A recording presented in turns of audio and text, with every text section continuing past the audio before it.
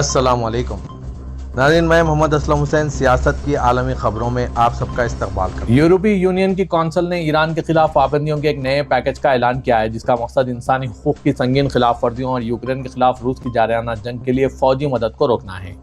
Council ने एक बयान में कहा है कि कौंसिल ने आज मजीद 15 अफराद और 6 इदारों पर पाबंदी आयद करने का फैसला किया है, जो ईरान में इंसानी हुकूक की संगीन खिलाफ वर्जियों के जिम्मेदार हैं, जिनमें पुरअमन मुजाहिदीन के खिलाफ सिक्योरिटी फोर्सेस की जानिब से तशद्दुद का इस्तेमाल, मनमानी हिरासत और हरासा करने के हथकंडे शामिल हैं। पाबंदियों का शिकार होने वालों में ईरान के वज़ीर दाखिला मोमिनी, प्रोसिक्यूटर जनरल मोहदी आज़ाद और प्रिसाइडिंग जज एमान अफशारी शामिल हैं। बयान में कहा गया कि तमाम अफराद पुरअमन एहतजाज की पुरतशद्दुद सरकोबी और सियासी कारकुनों व इंसानी हुकूक की अलंबरदारों की मनमानी गिरफ्तारियों में मुलविस थे। ईरान में इंसानी हुकूक की खिलाफ वर्जियों से मुंसलिक पाबंदियों की जद में अब तक 247 अफराद और 50 तंजीमें आ चुकी है। बयान में मजीद कहा गया है कि इन पाबंदियों में असासों का मुंजमद होना, यूरोपीय यूनियन के सफर पर पाबंदी और फहरिस्त में शामिल अफराद को फंड्स या इक्तिसादी वसाइल फराहम करने की मुमानियत शामिल है। मुतअद्दिद ज़राए के मुताबिक अमेरिकी सदर डोनाल्ड ट्रंप ईरान के खिलाफ ऐसे इख्तियारात पर गौर कर रहे हैं जिनमें सिक्योरिटी फोर्सेस और रहनुमाओं पर टारगेटेड हमले शामिल हैं, ताकि मुजाहिदीन की हौसला अफजाई की जा सके। जबकि इजरायली और अरब हुकाम का कहना है कि महज फिज़ाई ताकत से मजहबी क़यादत का तख्ता नहीं उल्टा जा सकता। बातचीत से वाकिफ दो अमेरिकी ज़राए ने बताया कि ट्रंप रवां माह के अवाइल में मुल्क के एहतजाजी तहरीक को कुचलने के बाद हुकूमत की तब्दीली के लिए हालात साजगार बनाना चाहते हैं। ज़राए का कहना है कि इस मकसद के लिए वो इन कमांडरों और इदारों को निशाना बनाने के ऑप्शंस देख रहे हैं जिन्हें वाशिंगटन तशद्दुद का जिम्मेदार समझता है, ताकि मुजाहिदीन को ये एतमाद मिल सके कि वो सरकारी और सिक्योरिटी इमारतों पर कब्जा कर सकते हैं। एक अमेरिकी ज़राए ने बताया कि डोनाल्ड ट्रंप के मावनीन जिन ऑप्शंस पर बहस कर रहे हैं, इनमें एक बड़ा हमला भी शामिल है जिसके देरीपा असरात हों, जो मुमकिन तौर पर इन बैलिस्टिक मिसाइलों या एटमी आफजोदगी के प्रोग्रामों के खिलाफ हो सकता है, जो मशरिक़ सतह में अमेरिका के इत्तेहादियों के लिए खतरा है। ताहम दूसरे जरिए का कहना है कि ट्रंप ने ताहाल फौजी रास्ते समेत कई हतमी कार्रवाई का फैसला नहीं किया है। अमेरिका ने आज जुमेरात को सोमालिया में खुराक की तकसीम दोबारा शुरू करने का ऐलान कर दिया है, जो मोगादिशो की बंदरगाह पर वर्ल्ड फूड प्रोग्राम के एक गोदाम की तबाही के चंद हफ्तों बाद अमल में आया। जनवरी के अवाइल में वाशिंगटन ने चोरी और हुकूमती मदाखलत की रिपोर्ट्स पर इमदाद मुअत्तल कर दी थी, जिसमें कहा गया था कि सोमाली हुकाम ने गैर कानूनी तौर पर 76 मैट्रिक टन इमदादी खुराक कब्जे में ली, जो ज़रूरतमंद सोमालियों के लिए थी। सोमाली हुकूमत ने मौक़िफ़ अपनाया था कि गोदाम का इन्हदाम बंदरगाह की तोसी का हिस्सा था। ताहम अब सोमाली हुकूमत का कहना है कि तमाम मुतासरा अशिया वापस कर दी गई है और WFP को बंदरगाह में एक बड़ा और बेहतर गोदाम फराहम कर दिया गया।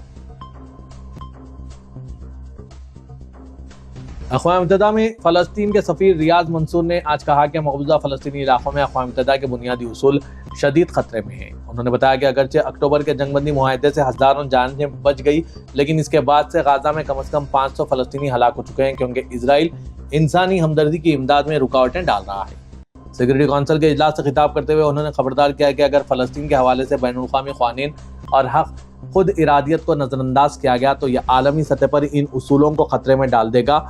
उन्होंने गुज़िश्ता साल ट्रंप इंतज़ामिया और दीगर सालिसों के ताउन से हुए जंग बंदी मुआहदे का खैर मुक़द्दम किया और कहा कि फ़लस्तीनियों ने इजराइल की बार बार खिलाफ वर्जियों के बावजूद नेक नीति से इस पर अमल किया है।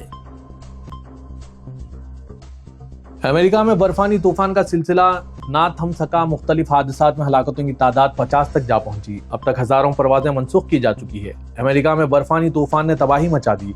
Washington, New York, Texas, new Jersey समेत दर्जनों रियासतों में यकबस्ता हवाओं के साथ बारिश और बर्फबारी का सिलसिला वक्फे से जारी है। अमेरिकी मीडिया के मुताबिक शदीद बर्फबारी के बाद मुख्तलिफ हादसात व वाक़यात में अब तक 50 अफराद जान की बाजी हार गए। 10 अमवात सिर्फ न्यूयॉर्क में रिपोर्ट हुए। इन शहरियों की लाशें खुले मुकामात से मिली। तूफानी बर्फबारी और बारिश से करोड़ों अफराद मुतासिर हो रहे हैं। बर्फबारी के बाद अमेरिका भर में 24,000 परवाजें मनसूख हो गई। ऑर्गेन्सा से न्यू इंग्लैंड तक 1 फीट से ज़ायद बर्फ पड़ चुकी है। शदीद खराब मौसम के बाद सड़कें और तालीमी इदारे बंद कर दिए गए। बारिश और बर्फानी तूफान के बाद 10 लाख से ज़्यादा अफराद बिजली से महरूम हैं।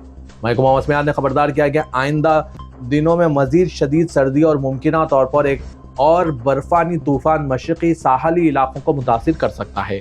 अमेरिकी मीडिया की रिपोर्ट के मुताबिक शुमाली रियासतों में दर्जे हरारत रिकॉर्ड सतह तक गिर गया। दर्जे हरारत 1 फरवरी तक नुक्ते इंजमात से नीचे रहने का इम्कान है।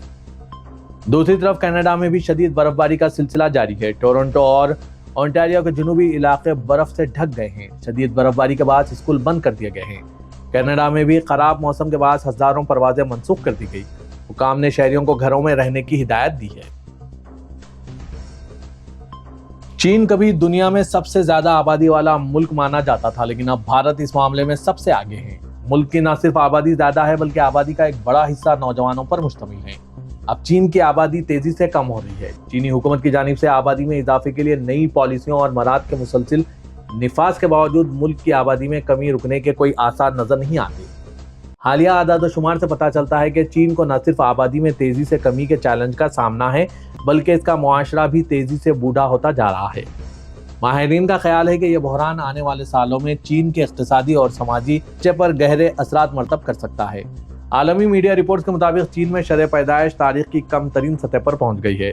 سرکاری اعداد و شمار کے مطابق گزشتہ سال ملک میں صرف 7.92 ملین بچے پیدا ہوئے، جبکہ گزشتہ سال یہ تعداد 10 ملین تھی، یعنی ایک سال میں تقریباً 17% کی زبردست کمی واقع ہوئی۔ یہ اعداد و شمار 1949 کے بعد شرح پیدائش کا سب سے کم مانا جا رہا ہے، جو چین کے لیے ایک سنگین انتباہ ہے۔ فرانس کے صدر ایمانوئل میکرون نے پاکستان سے تعلق رکھنے والے اخبار فروش علی اکبر کو نائٹ بناتے ہوئے فرانس کا اعلیٰ ایوارڈ پیش کیا۔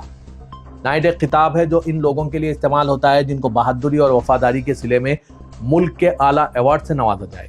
فرانسیسی خبررساں ادارے AFP کے مطابق پاکستانی نژاد علی اکبر 1973 میں فرانس گئے تھے، جہاں ان کو بہت سے مسائل کا سامنا رہا۔ کافی عرصہ بے گھر رہے اور حملوں کا سامنا بھی کیا۔ یہ ایوارڈ ان کو فرانس میں کئی دہائیوں تک خدمات انجام دینے کے صلے میں دیا گیا ہے۔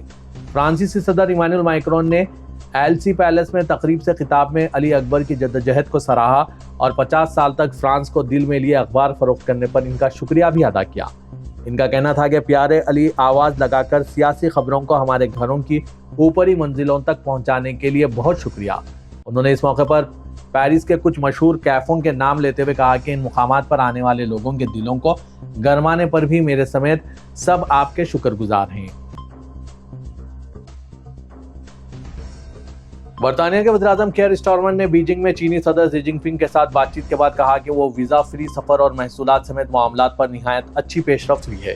خبررساں NCAFP کے مطابق کیئر اسٹارمر کا دورہ چین 2018 کے بعد سے کسی برطانوی وزیراعظم کا پہلا دورہ ہے، اور یہ حال ہی میں بیجنگ کے ساتھ ہم آہنگی کے خواہاں دیگر مغربی رہنماؤں کی پیروی میں کیا گیا۔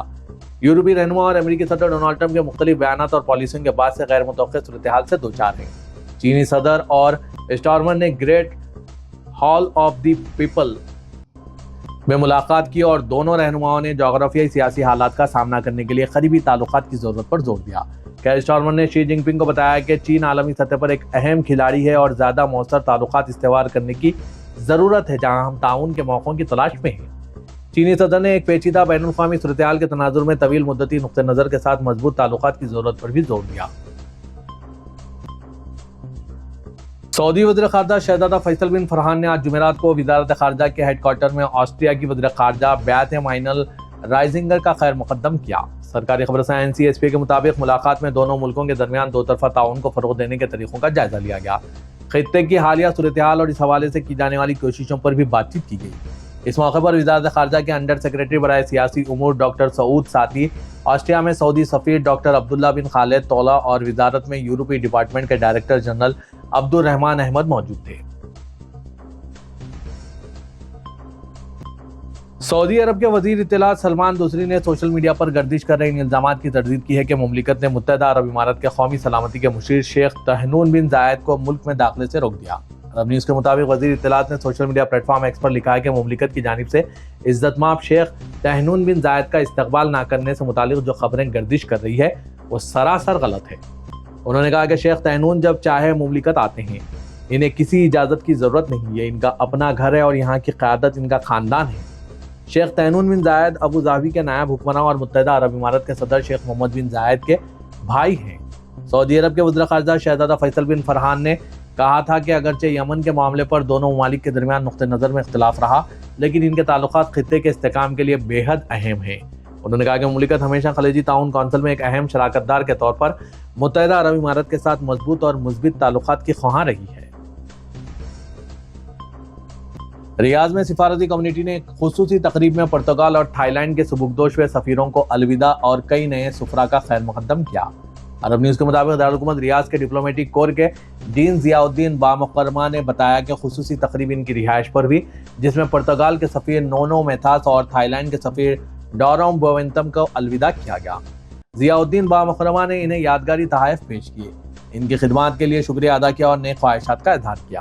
پرتگال کے سفیر نونو میتھاس نے ان کی غیر معمولی قیادت، رہنمائی اور اس طرح کی پرجوش اور یادگار تقاریب کے لیے ضیاء الدین بامکرمہ کا شکریہ ادا کیا۔ حائل ریجن کے گورنر اور حائل ڈیولپمنٹ اتھارٹی کے چیئرمین شہزادہ عبدالعزیز بن سعد نے آج جمعرات کو حائل ٹویوٹا انٹرنیشنل باجا ریلی 2026 کا آغاز کیا۔ ریلی میں مختلف کیٹیگریز میں 109 ریسرز شریک ہیں جو مقامی اور بین الاقوامی چیمپئنز کے ایلیٹ گروپ کی نمائندگی کرتے ہیں۔